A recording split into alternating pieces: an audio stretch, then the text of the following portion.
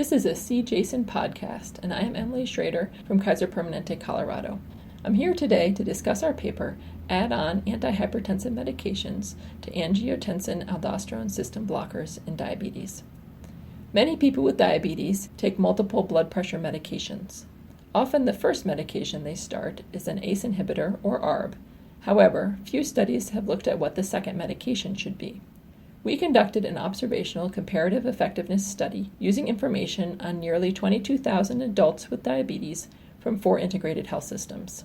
Each patient was already taking an ACE inhibitor or ARB and then started a second blood pressure medication.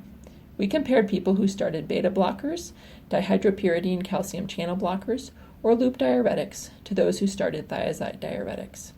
Our main outcomes were significant kidney events, cardiovascular events, and mortality. Significant kidney events were defined as the first occurrence of a greater than 30% decline in eGFR to an eGFR less than 60, or initiation of dialysis, or kidney transplant. Cardiovascular events were defined as the first occurrence of a hospitalization for an acute MI, acute coronary syndrome, stroke, or congestive heart failure, or CABG or PCI, and were only examined in those free from cardiovascular disease at baseline. We used Cox proportional hazard models and propensity score weighting and followed people for up to 5 years. Individuals who started calcium channel blockers were less likely to have a significant kidney event or cardiovascular event than people who started thiazide diuretics. Individuals who started beta blockers were less likely to have a significant kidney event and more likely to have a cardiovascular event than individuals who started thiazide diuretics. And individuals who started loop diuretics were more likely to have a significant kidney event or cardiovascular event, and also had higher mortality than individuals who started thiazide diuretics.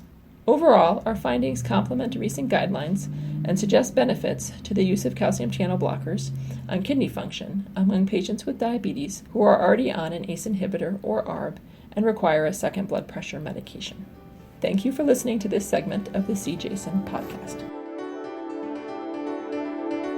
This podcast is copyrighted by the American Society of Nephrology, all rights reserved.